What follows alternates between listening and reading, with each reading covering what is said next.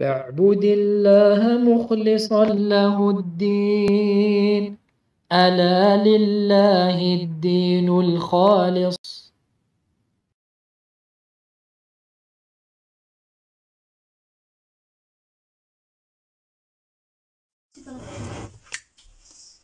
إن الحمد لله نحمده ونستعينه ونستغفره ونعوذ بالله من شرور أنفسنا ومن سيئات أعمالنا. من يهده الله فلا مضل له ومن يضلل فلا هادي له، وأشهد أن لا إله إلا الله وحده لا شريك له، إله الأولين والآخرين وخالق الخلق أجمعين. وأشهد أن محمدا عبده ورسوله وصفيه وخليله وأمينه على وحيه، فصلوات الله وسلامه عليه وعلى آله وأصحابه أجمعين. أما بعد، إخوتي في الله، السلام عليكم ورحمة الله وبركاته. نواصل بعون الله تبارك وتعالى ونعمه العظيمة علينا دروسنا في شرح التمهيد لشرح كتاب التوحيد الذي هو حق الله على العبيد، لمعالي الشيخ الصالح ابن عبد العزيز آل الشيخ حفظه الله تعالى. ومازلنا في باب لا يذبح لله بمكان يذبح فيه لغير الله عز وجل. فقال المؤلف رحمه الله: وقول الله تعالى: لا تقم فيه أبدا، الآية. وعن ثابت بن الضحاك رضي الله عنه قال: نظر رجل أن ينحر إبلا ببوانة، فسأل النبي صلى الله عليه وسلم فقال: هل كان فيها وثن من أوثان الجاهلية يعبد؟ قالوا: لا. قال: فهل كان فيها عيد من أعيادهم؟ قالوا: لا. فقال رسول الله صلى الله عليه وسلم: أوف بنذرك، فإنه لا وفاء لنذر في معصية الله ولا فيما لا يملك ابن آدم. رواه أبو داود وإسناده على شرطهما. طيب، فقال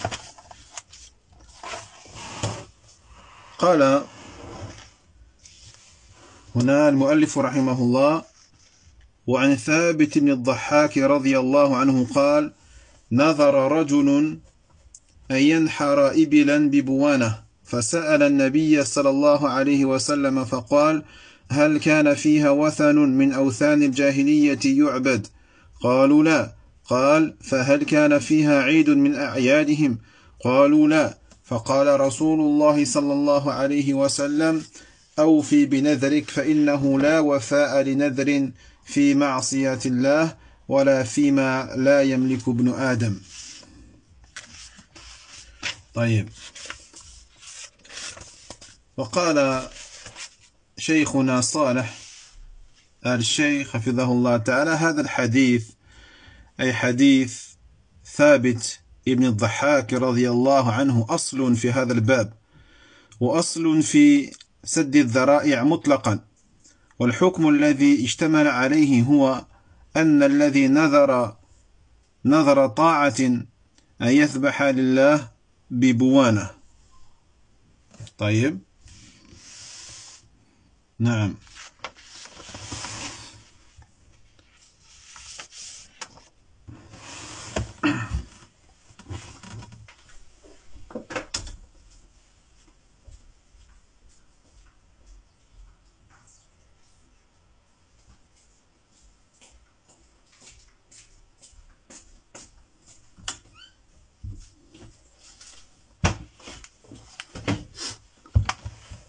Donc on poursuit Inch'Allah Ta'ala l'explication de Tamhid, Sharh Kitab al-Tawhid du noble Cheikh Saleh al-Sheikh Hafidhahullah Ta'ala. Et on est toujours dans le chapitre intitulé On ne sacrifie pas pour Allah dans un lieu où on sacrifie pour autre que Allah subhanahu wa ta'ala. Et donc on commence ici le sharh du hadith de ces chapitres Donc il dit ici le hadith selon Thabit ibn al-Dhahhak radiyallahu anhu qui a dit un homme fit un engagement pieux, un nadr. Donc un nadr, c'est un engagement pieux. Donc il s'est engagé à sacrifier un chameau dans un lieu appelé Bouwana. Il a donc interrogé le prophète alayhi salatu wassalam, qui lui a demandé est-ce qu'il y a dans ce lieu, ou est-ce qu'il y avait dans ce lieu une idole parmi les idoles de Al-Jahiliya, de l'époque pré-islamique, et qui était donc adorée? Ils ont dit non. Le prophète, il a dit, est-ce qu'il y avait dans ce lieu une célébration qui était célébrée de manière habituelle, régulière, à un moment, à des périodes déterminées? Ils ont dit non.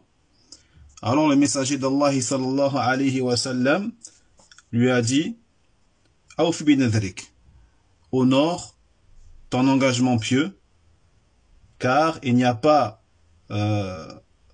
de respect pour aucun engagement pieux dans la désobéissance à Allah tabaraka wa ta'ala.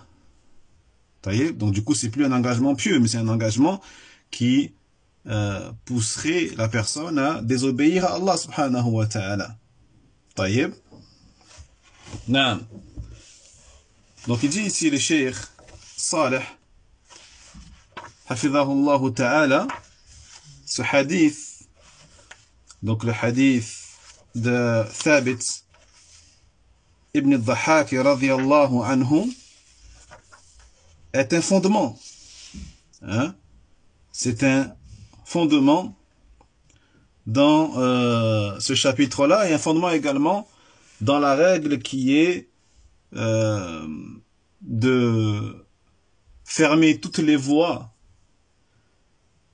et tous les prétextes qui pourraient amener à quelque chose d'interdit, de manière générale. D'accord? Donc ce hadith-là, c'est une base, c'est un fondement dans le fait de fermer, d'obstruer toutes les voies taïeb qui mèneraient vers quelque chose d'interdit. Naam.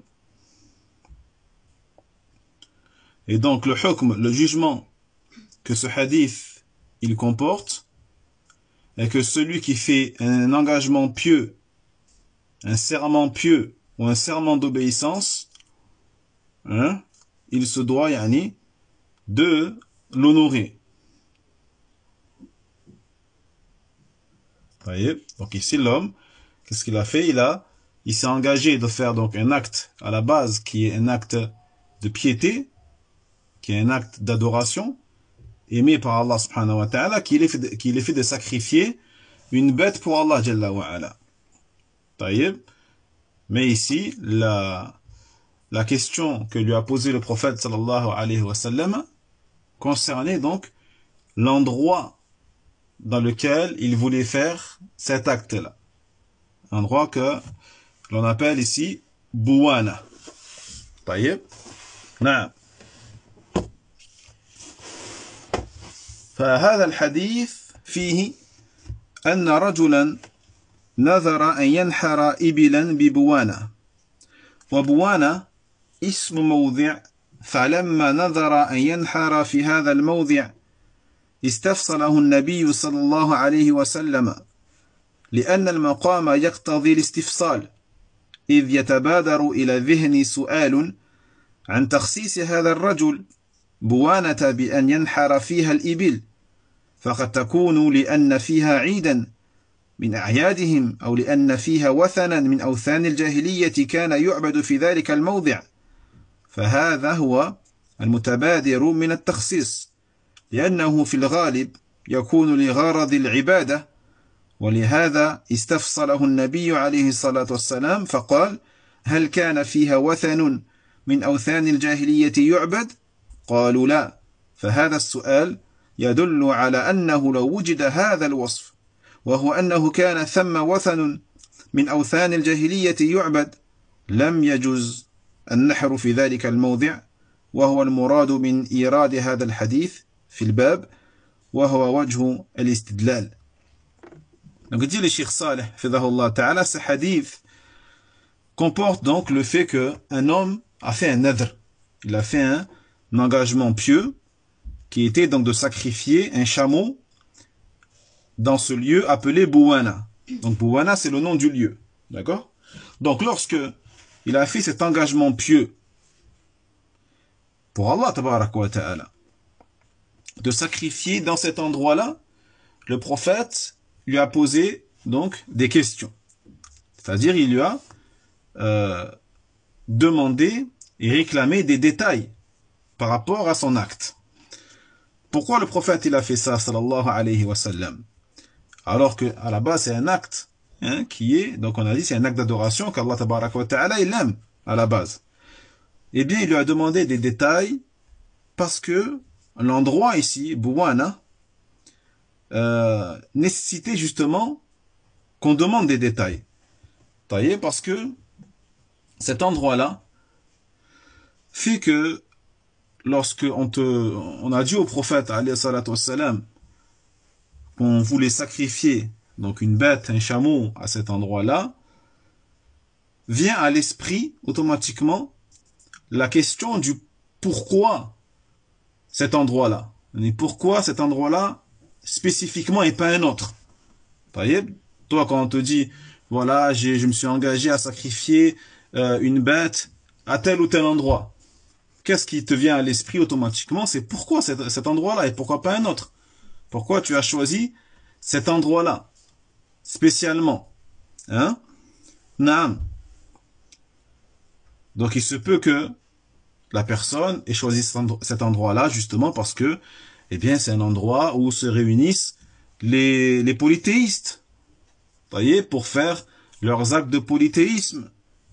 Ou c'est un endroit peut-être dans lequel il y avait une idole, parmi les idoles de l'époque pré-islamique, qui était adorée en dehors d'Allah subhanahu wa ta'ala. Donc ça c'est ce qui vient automatiquement à l'esprit. D'accord? Naam. Et bien sûr, le fait de sacrifier, à la base, c'est un acte d'adoration. C'est pour cela que le prophète, alayhi salatu wassalam, lui a demandé des détails à ce sujet-là. Il lui a dit, هل كان فيها وثن من أوثان الجاهلية يعبد? Est-ce qu'il y avait à cet endroit-là une idole parmi les idoles de la jahiliya qui était adorée en dehors d'Allah? Et ils ont répondu non. D'accord? Donc cette question-là, la question du prophète, alayhi salatu wassalam, nous indique que s'il y avait une ou des idoles qui étaient adorées en dehors d'Allah subhanahu wa ta'ala, eh bien cela ne serait pas permis. Le fait de sacrifier, même pour Allah, le fait de sacrifier pour Allah tabarak wa ta'ala dans ce genre d'endroit dans lequel il y avait des idoles adorées en dehors d'Allah tabarak wa ta'ala ne serait pas permis. D'accord? Donc ici, bien sûr, c'est la raison donc pour laquelle l'auteur, rahimahullah, a évoqué ce hadith dans ce chapitre qui, je vous le rappelle, est intitulé « Il n'est pas permis donc de sacrifier pour Allah dans un lieu où l'on sacrifie pour autre que Allah subhanahu wa ta'ala ». D'accord? Donc l'argumentation de l'auteur ici, elle est tout à fait claire et logique. نعم. فقوله فهل كان فيها عيد من أعيادهم؟ العيد هو المكان أو الزمان الذي يعود أو يعاد إليه، فالعيد قد يكون مكانيا لأنه اسم للمكان الذي يعتاد المجيء إليه ويرجع إليه في وقت معتاد. ومثال ما يراد به المكاني قوله عليه الصلاة والسلام لا تجعلوا قبري عيدا، يعني لا تجعلوا هذا المكان مكانا تعتادون المجيء إليه. وكذلك الأزمنة تكون أعيادا لأنها تعود في وقت معين. طيب. Donc ici la question du prophète alayhi salatu wassalam, qui est est-ce que il y a à cet endroit-là un Eid. Donc un Eid, on va voir c'est quoi un Eid exactement. un Eid parmi leurs A'yad, qui est le pluriel des Eid. Eid, c'est le mufrad, le singulier, et le jam', le pluriel, c'est A'yad. Donc, l'Eid, dit les cheikhs, l'Eid, c'est soit l'endroit, soit la période. Soit l'endroit, soit la période.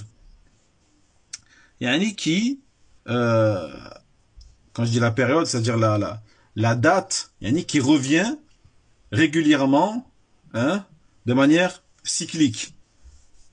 Ou l'endroit auquel on va revenir, auquel les gens vont aller de manière régulière, de manière cyclique, encore une fois, par exemple, une fois par an, une fois tous les 6 mois, une fois par mois, et ainsi de suite. D'accord? Donc c'est ça l'Eid. L'Eid, donc, peut être soit quelque chose qui est relatif à l'espace, makani, à l'endroit, à l'espace, parce que c'est un nom qui peut être donné pour indiquer un endroit, comme on a dit, dans lequel les gens ont l'habitude régulièrement de se rendre. De se rendre à des moments spécifiques et particuliers.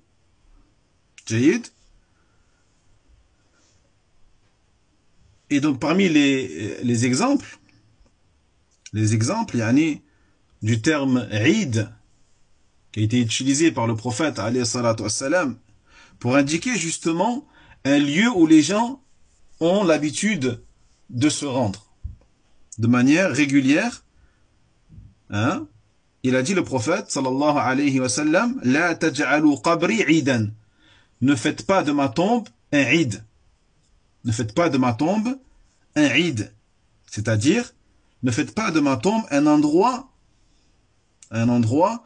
yani, vers lequel vous avez l'habitude de vous rendre à des moments précis, de manière régulière, périodique et cyclique. Jayid. Et donc de la même façon, al-azmina, les périodes, les dates, peuvent aussi être des a'yad.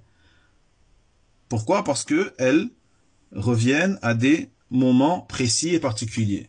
Hein, c'est pour ça qu'on appelle donc nos deux fêtes qui sont Eid al-Fitr et Eid al-Adha, on les appelle Eid. Pourquoi Eid? Parce que c'est un moment qui revient tous les ans au même moment et le même jour, tous les ans. D'accord? Naam. Donc pour Eid al-Fitr par exemple, ça sera toujours le premier du mois de Shawwal. Donc le premier du mois de Shawwal, ce sera donc Eid al-Fitr et cela revient donc tous les ans de manière systématique. Taïeb.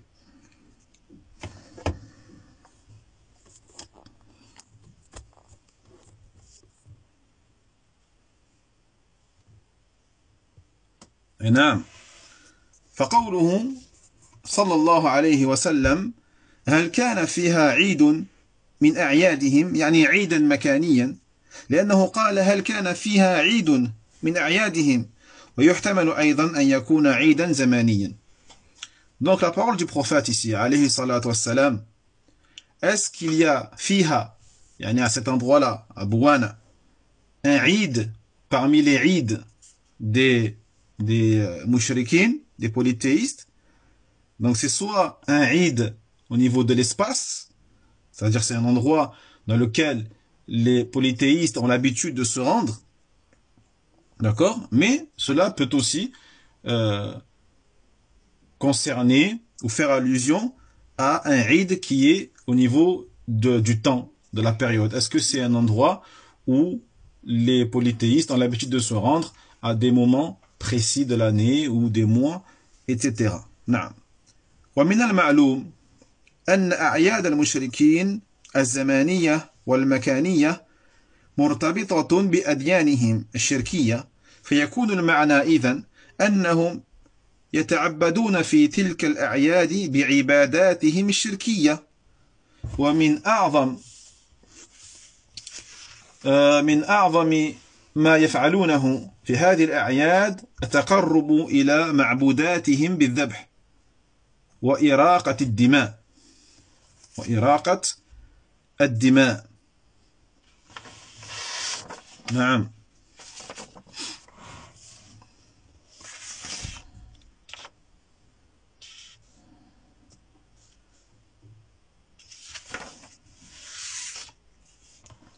Donc ce qui est connu, il dit les cheikh, c'est que les a'yad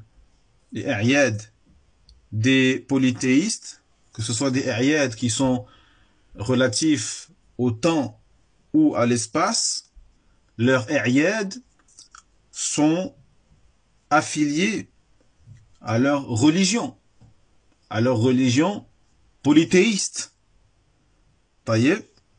Donc ici, cela nous indique le sens exact ici de leur a'yad, qui est que les polythéistes adoraient lors de ces a'yad, dans ces endroits ou dans ces moments spécifiques à eux, eh bien ils s'adonnaient à l'adoration et de leurs idoles et à leur associationnisme. Taïeb. Et parmi les choses les plus graves qu'ils font lors de ces périodes ou dans ces endroits-là, eh bien le fait qu'ils se rapprochent en faisant des actes d'association, ils se rapprochent de leurs idoles ou des choses qu'ils adorent à travers le sacrifice, le fait qu'ils sacrifient des bêtes pour ceux qu'ils adorent en dehors d'Allah tabaraka wa ta'ala, donc en faisant couler le sang de ces sacrifices. فدل ذلك على أن مشاركة المشركين في المكان الذي يتقربون فيه لغير الله عز وجل بصورة مشابهة لفعلهم ولو ظاهرا لا يجوز، لأنه مشاركة لهم في الفعل الظاهر، ولو كان الفاعل مخلصا لا يذبح إلا لله أو لا يصلي إلا لله جل وعلا. نعم. Donc ici, ce hadith, il nous montre que le fait de s'associer aux polythéistes dans les endroits dans lesquels ils se rapprochent d'autres qu'Allah tabaraka wa ta'ala, en faisant donc un acte d'adoration qui ressemble à ce qu'ils font. D'accord? Donc eux, lorsqu'ils sacrifient pour leurs idoles, eh bien, ils font exactement les mêmes gestes que celui qui sacrifie pour Allah tabaraka wa ta'ala. D'accord? De manière apparente, bien sûr. De manière apparente. Donc même si, ici, le fait de la ressemblance n'est présente que dans le côté visible de l'acte, car au fond, l'acte au fond par rapport à l'intention de l'acte, bien sûr, elle est différente. Celui qui sacrifie pour Allah, c'est le musulman, alors que le polythéiste, lui, sacrifie pour autre qu'Allah. Donc l'intention est différente. Mais le fait que il y a ici une ressemblance au niveau de ce qui est apparent de cet acte-là, eh bien cela rend cet acte-là donc interdit dans ces endroits-là spécifiquement. D'accord? Parce que le fait de leur ressembler et de s'associer à eux dans cet acte-là de manière apparente, même si la personne sacrifie en étant sincère exclusivement à Allah subhanahu wa ta'ala, et que la personne ne prie que pour Allah jalla wa ala, eh bien cela ne suffit pas pour rendre licite cet acte-là dans ces endroits-là. D'accord? فقال العلماء قوله صلى الله عليه وسلم أوف بنذرك فإنه لا وفاء لنذر في معصية الله في ترتيب ما بعد الفاء على ما قبلها بالفاء، وهذا يدل على أن سبب الإذن بالوفاء بالنذر أن ما قبله ليس بمعصية، ويدل الاستفصال على أن الذبح لله في مكان فيه وثن يعبد أو فيه عيد من أعياد المشركين معصية لله سبحانه وتعالى، وبهذا يستقيم ما أراده الشيخ رحمه الله من الاستدلال والاستشهاد بهذا الحديث تحت ذلك الباب. Les savants disent, donc la parole du prophète, alayhi salatu wassalam, lorsque donc ils ont répondu qu'il n'y avait pas d'idole adorée en dehors d'Allah dans cet endroit-là, et qu'il n'y a pas de Eid des mouchriquines à cet endroit-là, eh bien il a dit à cet homme-là, Awfi bin Adrik, honore ton engagement pieux, car il n'y a pas d'engagement, il n'y a pas de respect d'un engagement dans la désobéissance à Allah subhanahu wa ta'ala. Donc ici, le cheikh dit la lettre fa qu'on trouve après la parole awfi binadrik fa innahu. Le fa ici avant innahu, c'est un fa qui va indiquer ici un ordre, un tartib, et qui est donc relié à ce qu'il y a avant dans la phrase, à ce qu'il y a avant dans la phrase, d'accord? Lorsqu'il dit le prophète awfi binadrik, yani honore ton engagement, fa innahu la wafa. D'accord? Donc il y a un lien ici entre ce qu'il y a avant le fait et après le fait. Taïb. Donc cela nous montre que la raison pour laquelle le prophète sallallahu alayhi wa sallam, il a autorisé à cet homme d'honorer son nadr, son engagement pieux, eh bien, est que ce qu'il y a donc avant le fait, eh bien, n'est pas un péché, n'est pas une désobéissance à Allah subhanahu wa ta'ala. C'est pour cela qu'il lui a autorisé. D'accord? C'est pour cela qu'il lui a autorisé. Parce que juste après, il dit فَإِنَّهُ لَا وَفَى, car il n'y a pas de respect d'un engagement dans la désobéissance à Allah. Donc ça montre que ce qu'il y a avant le fait et qui a été autorisé par le prophète sallallahu alayhi wa sallam n'est pas une désobéissance à Allah subhanahu wa ta'ala. Donc le fait que le prophète sallallahu alayhi wa sallam lui a demandé des détails nous indique que le fait de sacrifier pour Allah dans un endroit où il y a une idole adorée en dehors d'Allah ou un Eid parmi les A'yad des polythéistes est un péché. C'est une désobéissance à Allah. Le fait de sacrifier pour Allah dans ce genre d'endroit, eh bien c'est une désobéissance à Allah subhanahu wa ta'ala. C'est donc un péché. D'accord?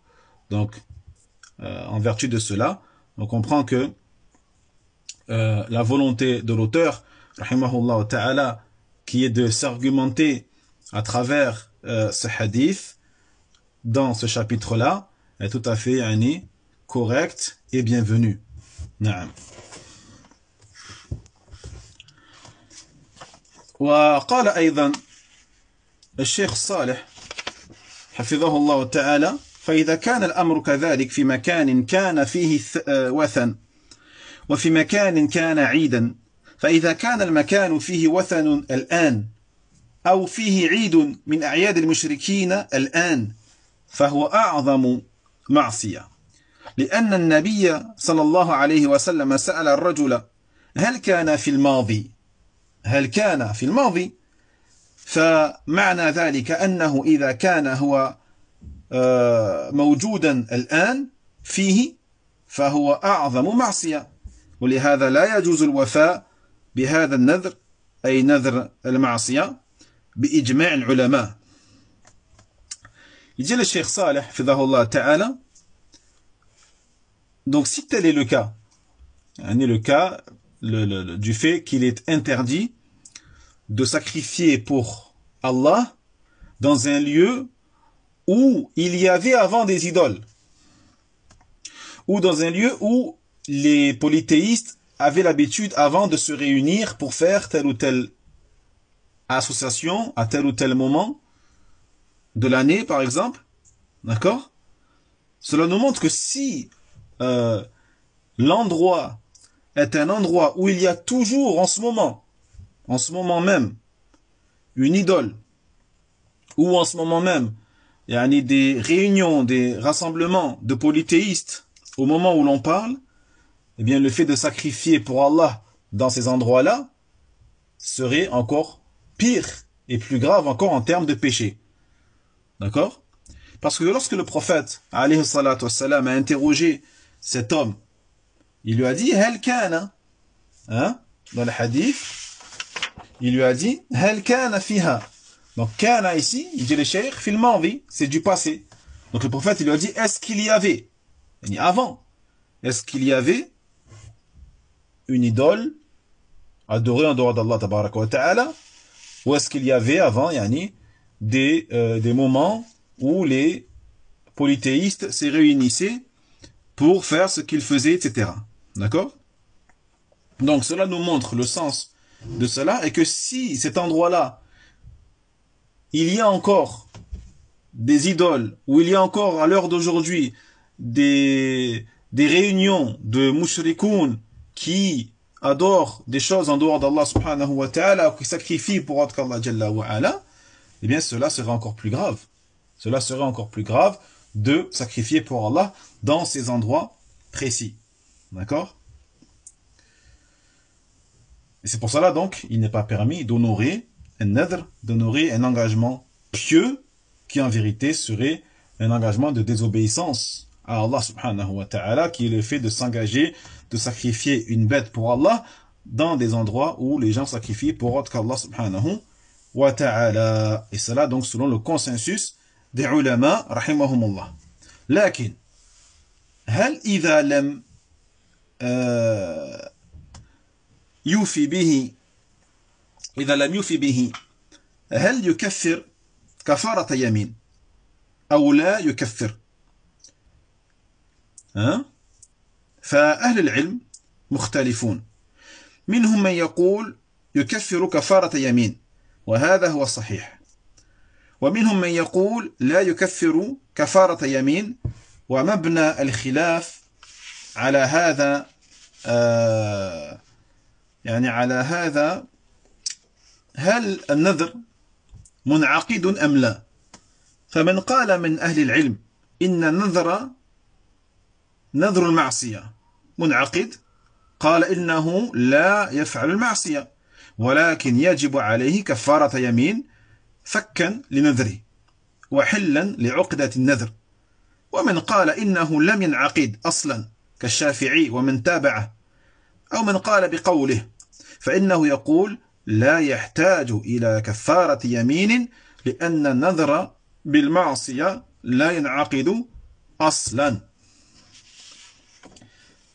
On va parler maintenant ici justement de l'engagement pieux, un-nadr. D'accord? Si la personne, donc, on lui dit qu'il est interdit d'honorer son engagement pieux, qui est de sacrifier donc ce chameau dans un endroit où il y a une idole, où il y a des mushrikoun qui sacrifient pour autre que Allah subhanahu wa ta'ala. Donc, on a dit qu'il ne doit pas honorer cet engagement, ce nadr. Mais vu qu'il n'honore pas son engagement pieux, est-ce qu'il a une expiation à faire? Du coup, est-ce qu'il a une expiation à faire qui est l'expiation de kafarat yamin? La kafarat yamin, c'est l'expiation que l'on doit faire lorsque on jure sur Allah tabarak wa ta'ala de faire telle ou telle chose, ou de ne pas faire telle ou telle chose. D'accord? Donc si la personne jure sur Allah de faire telle ou telle chose, et qu'elle ne fait pas la chose, elle se doit de faire une expiation. Elle se doit de faire une expiation. Na'am. Donc, est-ce que la personne qui n'honore pas son œuvre doit-elle aussi faire une expiation? Les savants ont divergé. Parmi eux, certains disent donc oui, elle doit expier d'une expiation de serment. Il dit le Cheikh Saleh, et ceci est la parole qui est authentique. D'autres disent au contraire non, elle n'a pas d'expiation à faire. Et la divergence ici, elle est due au fait que certains ulama donc considèrent que ce genre d'engagement pieux est valide, alors que d'autres considèrent qu'il n'est pas valide à la base. Donc vu qu'il n'est pas valide à la base, il ne peut pas y avoir d'expiation à faire, vu qu'il n'est pas valide à la base. Mais ceux qui disent oui, il est valide. Donc comme il est valide et que la personne ne peut pas honorer ce serment ou cet engagement, elle se doit de faire une expiation. D'accord? Donc ceux qui disent que l'engagement, même si c'est un engagement de désobéissance, est valide, d'accord, et effectif, ils disent donc que la personne n'a pas le droit de faire ce péché, bien sûr, elle n'a pas le droit d'honorer cet engagement-là qui pousserait la personne à commettre un péché, mais malgré ça, elle se doit de faire une expiation de serment afin d'expier son engagement et comment dirais-je, de se faire pardonner par rapport à ce non-respect de cet engagement. Alors que ceux, parmi les ulama, qui disent que l'engagement, ce type d'engagement pieux, entre guillemets, donc qui pousserait à commettre un interdit, eh bien, à la base, n'est même pas valide.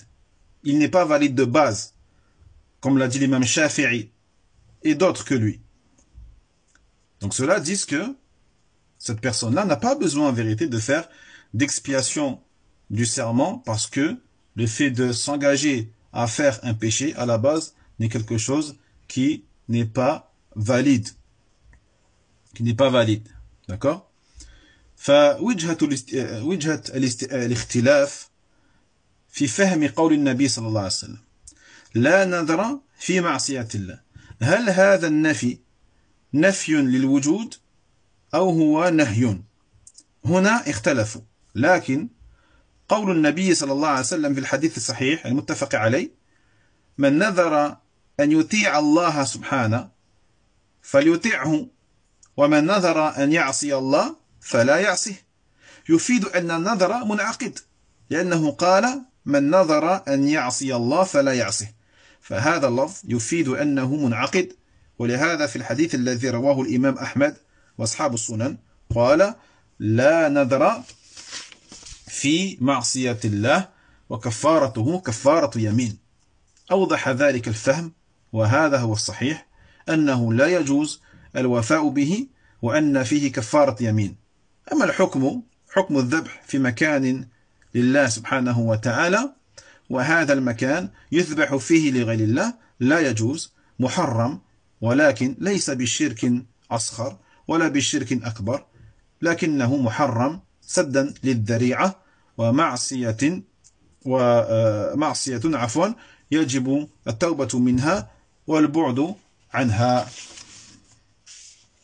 طيب. Donc ici la divergence, elle est due également à quoi?